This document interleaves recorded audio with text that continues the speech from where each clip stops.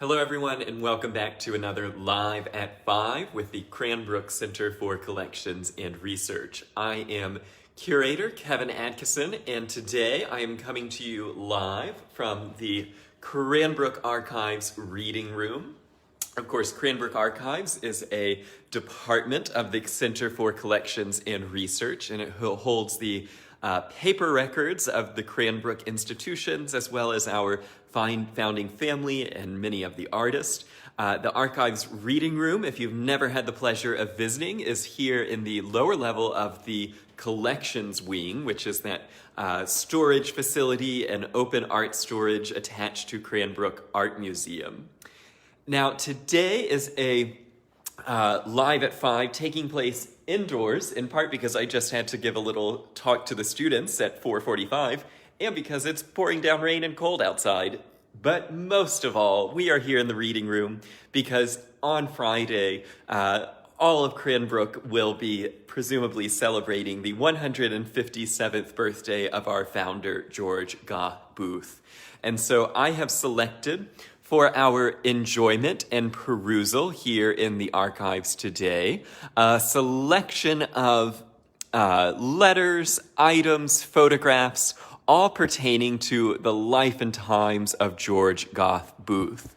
And the first item that I'll bring to our attention, kind of difficult to unfold, but this is the Daily Globe of Toronto from September 30th, 1864. And what was at the headline news of the Daily Globe Toronto? It was mostly concerning what the newspaper called the American Revolution, the Civil War. And you can see there that the headlines included the Georgia Peace story again, which, having read this paper, pertained to mistaken belief by some that Georgia was attempting to, in the words of this paper, secede from the succession and return back to the U.S. That's probably the main story, and most of the newspaper is taken up by reporting about General Sheridan and movement in the American War. The other newspaper items of this day, September 1864, included the start of court, as well as a feature on the education of Protestants in Canada, as well as some city news. But most important to us is this tiny little one-line story here, which, as you can see in the hand of a later person, is celebrating births in this city on the 24th last, Mr. H. Booth Jr. of a son. And so that would, of course, be Mr. Henry Booth and his wife, Clara Granger Booth, and they were born a son, George Gough Booth. And so this is the newspaper from Toronto on the day that George Booth was born. Now, here at Live at 5 and with the Center for Collections and Research, we've talked a lot about George Booth and his wife, Ellen Scripps Booth, and the founding of Cranbrook. And so today I thought it would be fun to just look at some of the items that sort of spoke out to me and Laura McNewman, the Associate Archivist, who helped me prepare today's tour. And we were really looking for items that were all about George's birthday. And though I could not find any photos of a very young George Booth, I'm not sure that baby photography was a thing in 1864, we do have these photos of George Booth's birthplace. And so this is the house that George was born in, and this photo was taken a little bit later, I believe. And so this is a house on Number 8 of the Howard Block on McGill Road, now McGill Street in Toronto. And this house is no longer extant in the street itself. McGill Street is no longer extant where the house was. It was much later torn down in the 1960s through urban renewal. And on this side of the page, we see the house where George lived with his parents for about 5 months, also on McGill Street. And this was taken in 1906, and we can see George and Ellen's oldest son, James Scripps Booth, sitting in front of his father's childhood home. Now, I loved these two letters. These are both written by George's father, Henry Wood Booth, who was, of course, born in Cranbrook, England, and who immigrated with his father Henry Booth to New York, Pittsburgh, and finally to Canada. And so Henry Wood Booth wrote his son 2 letters pertaining to George's birth. And the first, which we can see here, is a little 3-page either letter or I think just recording the story of George's birth. It's an undated missive, but it's pretty charming because it tells us the story of George Gough Booth being born in the home on the east side of what is now the South Hill of McGill in Toronto, in the middle of the block, around 11:30 p.m. on the night of September 24th, 1864. And he goes on to describe that as soon as he realizes about 10 p.m. that Clara is going into labor, he goes across the street for Mrs. Cavey, who was already asleep. He wakes up Mrs. Cavey, then he goes across about a mile away to get his mother, and so the mother goes back to take care, and then finally he goes even further for Dr. Ross, the doctor, and he says, there's no car, there's no streetcar. By the time he gets the doctor is asleep, and so the doctor has to get dressed, and Henry is sort of waiting around, waiting for the doctor to get dressed, and then they finally make it back to Magill Street, and they open the front door, and they can hear a young baby, George Booth, crying. And so George Booth was actually delivered by his grandmother and their neighbor. The doctor finally arrived even after the birth had occurred, and so Henry Wood Booth was pleased to sort of make it back home with the doctor and find a healthy wife and a healthy baby boy. He goes on in the letter to describe why the name George Gough was chosen. And so he named him George after his brother and his grandfather. And then he goes on to say that the name Gough had 2 reasons. It was the maiden name of his paternal grandmother, and that they were a highly intellectual family and admired, and then also for the Gough's association to the temperance movement. And Henry Booth had signed the Temperance Pledge a year before in 1863.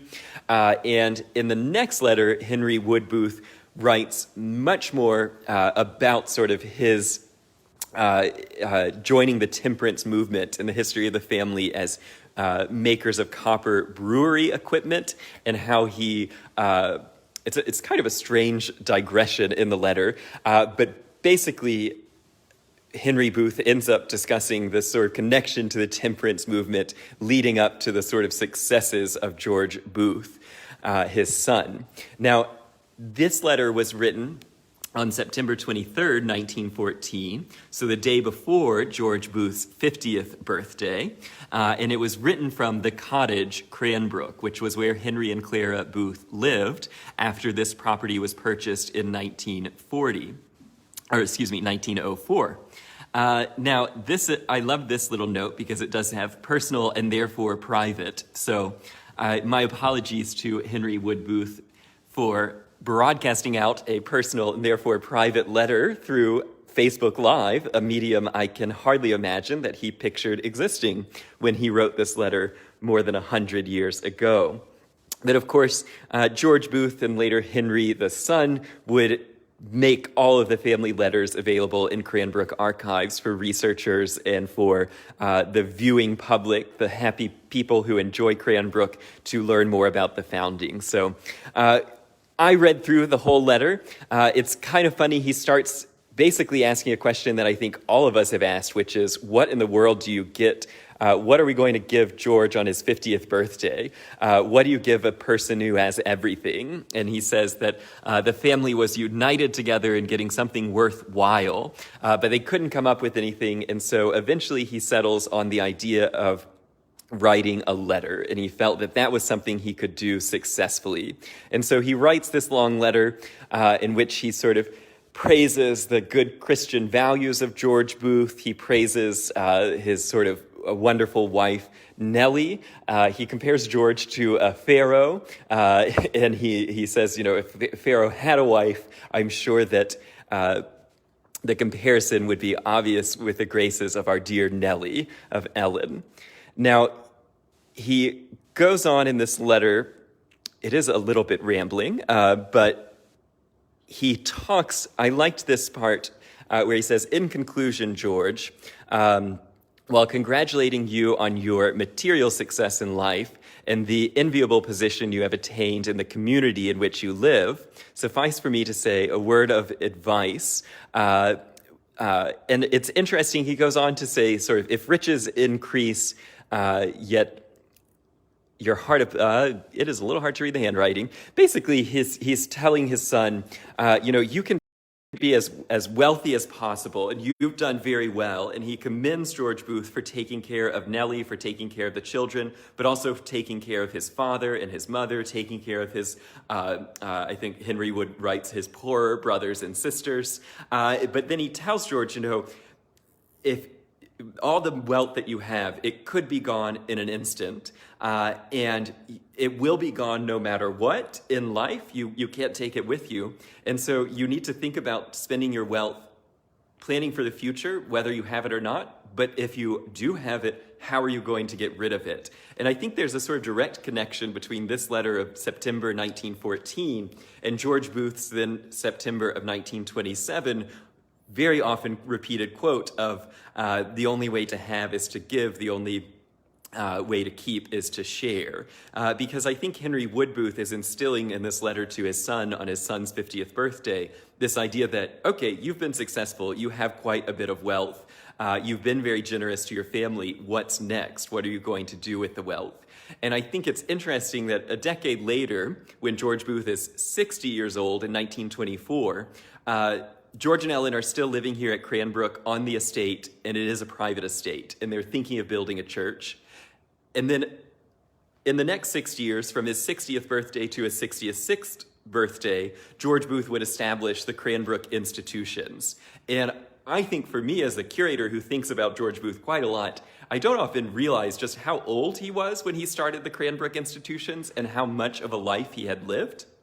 And so finding this letter earlier today was sort of inspiring to me to see that Henry, writes this very beautiful tribute to his son. He talks about his birth. He talks about the origins of his name. He talks about admiring his son. And then he challenges him at the end of the letter, you're rich, go and do something with your money. And of course, George and Ellen would do something quite great and lasting with their money. At the very end of it, Henry references the start of the letter again of what to get you. And he says, in the end, he's suggesting, and I'm not sure if this means that he bought it and it's going to be a birthday present the next day, or if he's saying George should take care of it. But he is suggesting the purchase of a second-hand omnibus, which, if it was obtained, could take people from Birmingham to Pontiac, dropping them off at church on Sunday at Cranbrook. And so it is interesting that he starts the letter with this idea of, I don't know what to get you, and then he ends it with an unclear suggestion to me whether or not he bought the omnibus, but that's what Henry thought was the best thing to procure. And then, of course, he signed it, his affectionate father, H.W. Booth, with saying, your mother joins me in wishing you continued good health, a life of usefulness, and a place in the house of many mansions by and by. Now, the next piece, not quite related to George's birthday, but still interesting and from the same folder, is the naturalization papers of George Booth on the 10th of February, 1920. And so I've mentioned, his house is in Toronto, the Toronto paper reported on his birth, and George would not be a U.S. citizen until February 1920, and he had been here since the age of about 14, off and on with business enterprises in Canada and living in Detroit, but he finally became a U.S. citizen in 1920. A sort of similar arc of the story of the other Cranbrook immigrant artists like the Sarnans, who become U.S. citizens after sort of 25 years in the country. Now, I pulled out some of the family albums just to look at pictures of George Booth. And so these are the records, which range all the way from sort of history of Cranbrook photographs, the institutions, to artist slides. And then all of these binders here are related to the family of George and Ellen Booth.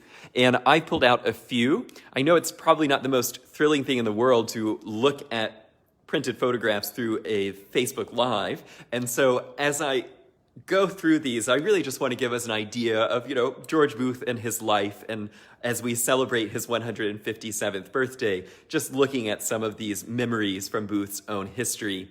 But I encourage you, if you are interested, the archives are open to researchers. You can come and flip through these wonderful binders, and you can also explore the images in great detail and at high-resolution scans through the Cranbrook Archives website. So you can either get there by going center.cranbrook.edu and selecting Archives Digital Image Database, or just use the old Googler and search Cranbrook Digital Image Database, and that will take you directly there.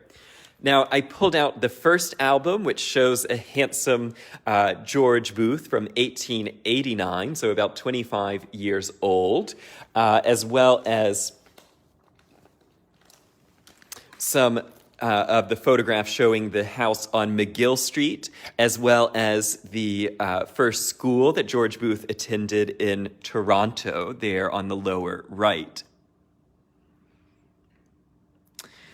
Now, the next image is just a view of George Booth, and I thought these pictures were interesting. I mean, there's hundreds of images of George Booth in these albums, but I liked these, or I thought these were interesting because in it you can see a little bit that his eyes are slightly different, and you may not know that George Booth was largely blind in one of his eyes because of an accident at the blacksmith forge where he worked as a teenager. And so just like Eliel Saarinen, both men were blind in one eye, but it's really only this photo of George where I see it and I can see that he can't quite find the lens of the camera. So I thought that was a sort of interesting view of our founder. Now, the next album that I've picked up, pretty fabulous glamour shot of George Booth from about 1905. And I liked this one because I think all of those of us with spectacles at one time or another like to do this, which is the no glasses shot to the glasses shot. I feel like at this point in my life, I always have my glasses on, but certainly as a teenager, I remember thinking, oh no, let me take my glasses off for the photo. So one studio portrait sitting, one with the glasses, one without. The next photo, I really love this one because it's not often we see George relaxing with the family. This is the year after they moved into Cranbrook House, 1909, and we can see Henry Scripps Booth, Florence Booth Beresford, and then George and Ellen sitting on the couch here in the Cranbrook House reception hall. And this couch is sadly in the basement in need of restoration, so that's on my list of projects for the future to bring that couch back upstairs. But I just love that view of the family sort of relaxing in their home. I also found this picture of George to be pretty charming as he is traveling through Europe. And seen here, he is rowing down the River Dee, and then scenes of English architecture all around. This is from about 1911 that we see George there. And through all the albums, we can see what the family saw, where they visited, and you can find lots of interesting little tidbits of both Booth family history, but also sort of European history and architecture history through what the family photographed. Now, this photo is showing 4 generations of the Booth family. So George G. Booth on the left, our founder, his son James Scripps Booth, the oldest Booth son, and then James is, I believe, his oldest son, John Booth, and then here is Henry Wood Booth. And this photo would have been taken sometime in the early 1920s, I believe, late 19-teens. It doesn't have a date, but you can see they're sitting here at Cranbrook House, those pretty iconic Cranbrook House walls, and the bench designed by Albert Kahn for the Detroit house and then brought up to this house. Just a couple of more photos here. I loved this one of George and Ellen during the dedication of the Cranbrook School, again for the sort of candid quality of the photograph. So you have Ellen in her fur, and the school is dedicated in about this week, so I believe the school's anniversary is also this week, late September 1927, and she has this wonderful fur coat on as she's walking out of the school with her husband. And are here where you see George as the doting grandfather with one of his grandsons. This is Stephen Farr Booth, Henry and Carolyn's oldest son.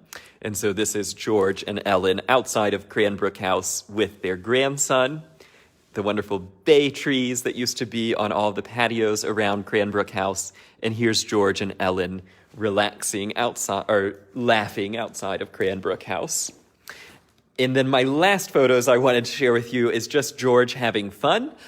Here in March of 1927, George and Ellen visiting the Great Pyramids at Giza with the Sphinx behind them on camelback. And then behind that, George and Ellen at the Acropolis in Athens. And never let a vacation get in the way of dressing in a three-piece suit or a fur coat, I've always said. Now, the next thing that I'll share, I probably pulled out too much, but hey, we're all just enjoying a rainy day to look at Live at 5. These are some of the birthday cards from the collection. Most of these date to George's 80th birthday, which would have been in 1944, and they range from sort of charming cards. There's always room for one more birthday with sweet notes. This one is from Alice. Or I liked this one, sort of reflecting on the politics of the age and the 1944, Roosevelt's great increases in taxes. He says, "Have a happy birthday. Don't grumble, old man, and don't fret, because there ain't no taxes on birthdays yet." So who knows what the New Deal will tax next. A precious little puppy, happy birthday, Grandpa. And then I liked this little series of cards. You can maybe make out that this is the Kingswood School crest. And I'm pretty sure they were required to do this, but every single freshman, sophomore, junior, and senior year class year was required to write a happy birthday greeting to the founder. And so this one is, "Dear Mr. Booth, the 7th grade wishes you a happy returns on your 80th birthday, and may there be many more. Julie Otter and Cynthia Booth." And Cynthia would not be the only Booth family member to represent her class year. So this one, I think, is from the Patricia Potter and the junior class president. And then we have all of the class years, as well as the headmistress of Kingswood, writing happy birthdays. Now, also on his 80th birthday, every newspaper that George Booth owned wrote in a happy birthday greeting. And I really appreciated this one, which was from Lee A. White of the Detroit News, and he describes driving Carl Millis and others out to Cranbrook after a meeting downtown. As he surveyed the loveliness of the place in the faint light of midnight, I couldn't but ponder the amazing fact that one man could, by combining imagination and driving energy, achieve so much for the good of humankind in a single lifetime, even of such length. Here I thought a worldly but noble immortality had been earned that might rival that other and greatly desired immortality, which is the fruit of good works. So pretty elegant birthday greetings from Mr. White of the Detroit News. And then I liked this one. George Booth is born in the Civil War, and he's here celebrating his 80th birthday in World War II. And so this person from the Evening News writes that, "As you undoubtedly know, the great white father in the White House has forbidden the sending of any congratulatory telegrams." And there's actually multiple of the letters in the birthday file talk about the fact that they meant to send him a telegram and then got to the Western Union and realized they could not. Now, I searched in September 1944 to see if a ban on birthday telegrams was a new thing. It seems like maybe people just didn't realize that they couldn't, but it was a White House edict that the telegram system was reserved for vital war communications. And so multiple people reference in here. And then there are 2 birthday telegrams, but both of them are slightly cryptic in how they actually greet George Booth. And so one of them says, "Somehow this got under the wire," that is written on it, so sort of sneaking in. And then the other one was simply an allegory, and it said, "You have survived the hurricane, still standing as a great oak." And so I assume there was not a hurricane in Bloomfield Hills, but it's a sort of subtle birthday greeting. Now, the last thing that I wanted to show for our Live at 5 today, just because I find it sort of charming that this is here in the archives. We do, of course, have so much ephemera and realia related to the Booth, so including George and Ellen's passports that they used to travel the world with, or his pocket address book that he would keep with him, that's full of notes and reminders and addresses, or the Cranbrook private phone system, which used to be in Cranbrook House, and you can see that George could call the West Apartment, the main hall, reception hall, Mrs. Booth, kitchen, oak room, West office. And a perennial favorite, George Booth's hearing aid. And so this has been labeled by someone pretty early on, the first hearing aid used after a fairly long refusal. He admitted he needed it. His game hand made adjustment difficult. So his hand injury that had same time as the eye injury made him struggle with his hearing aid from the late 1940s. The estate albums, you see a question about who wrote the handwritten labels. That's a combination of the archivist transcribing descriptions that are on the back of the photos and Henry Scripps Booth. So Henry oversaw the production of all these albums, and he labeled the people and he wrote short descriptions. Sometimes the photos are also tied directly to individual diary entries or other letters that are in archives, and it's been handwritten under the photo, the history. I hope this was a fun little journey through some of the more interesting documents surrounding the birth and birthdays of Cranbrook's founder, the visionary newspaper man and philanthropist George Gough Booth. Of course, George did so much more than manage and publish the Detroit News. He did so much more than establish these 6 Cranbrook institutions. And here in the archives, we can really tell the complete story of George Booth. So it's through his legacy that I'm here today, and it's through all of your support that we continue to be able to preserve and share these pictures. So on Friday, at dinner, make sure you raise a glass and toast Mr. George Gough Booth on his 157th birthday. And then I will be back next Wednesday for another Live at 5 from hopefully a slightly drier Bloomfield Hills. Until next time, everyone, Kevin Adkison, curator with the Cranbrook Center for Collections and Research.